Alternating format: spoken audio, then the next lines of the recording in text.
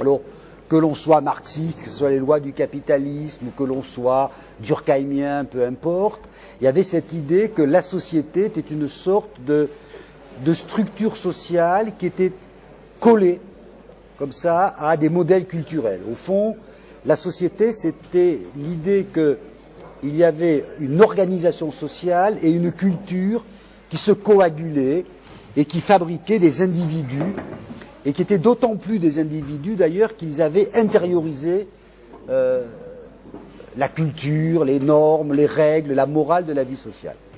Donc je crois que les sociologues sont les gens qui ont inventé ça quand on a quitté le monde des communautés, qu'on est rentré dans les sociétés industrielles, démocratiques, nationales, etc. Et il me semble qu'aujourd'hui, cette représentation de la vie sociale ne tient plus.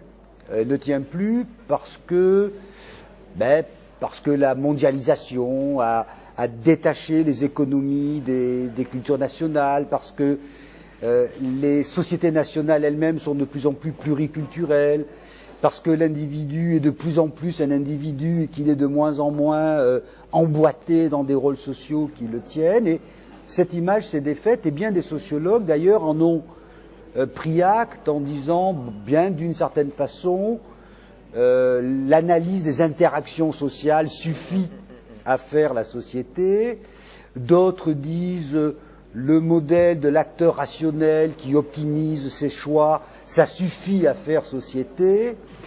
Et ce sont au fond deux scénarios que je refuse plutôt, tout en acceptant l'idée que ce grand personnage qu'on appelait la société, dont les sociologues seraient un peu les théologiens, c'est-à-dire que de la même manière que Newton disait « je vais découvrir les desseins de Dieu dans les lois de l'univers », les sociologues disaient « je vais découvrir les lois de la vie à travers la société ».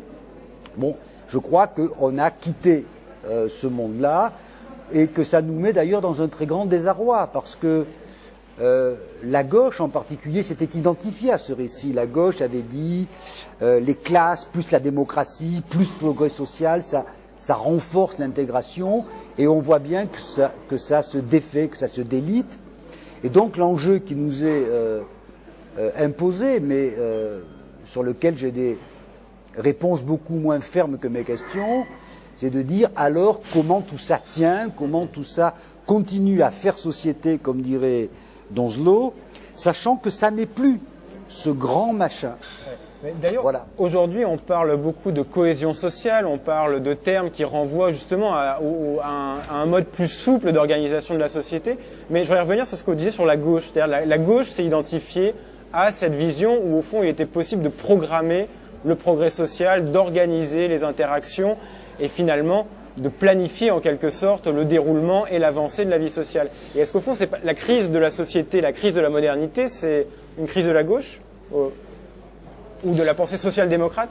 Je dirais que, au fond, la gauche a toujours eu l'idée qu'une connaissance scientifique de la vie sociale accélérerait le progrès, rationaliserait la vie sociale, et que on pouvait appuyer une action politique sur une connaissance scientifique, et pour les plus messianiques des gens de gauche, sur des lois de l'histoire qu'il suffirait de définir. Je crois qu'aujourd'hui, si la gauche est en crise à peu près partout, c'est parce que le socle qui tenait cette représentation se défait. Pour prendre des choses extrêmement simples, qui oserait dire aujourd'hui que la totalité de la structure sociale s'explique en termes de classe sociale? Bon, sauf à donner à la notion de classe sociale une extension universelle. On voit bien que la totalité des inégalités ne sont pas de classe sociale, que les classes ne sont plus ce qu'elles étaient. La gauche pensait par exemple que les institutions permettaient d'accéder à l'universel. L'école en France, c'était ce qui vous faisait rentrer dans la société, dans l'universel. Aujourd'hui, on aurait quand même un peu de mal à dire ça. Donc, la gauche, c'était ce que Robert Castel appelle la société salariale, c'est-à-dire chacun a une place et on lui garantit cette place. Bon. C'est-à-dire qu'au fond, la société le faisait... Et donc la gauche a plus grand-chose à dire, d'une certaine manière, parce que ça colle plus. Voilà.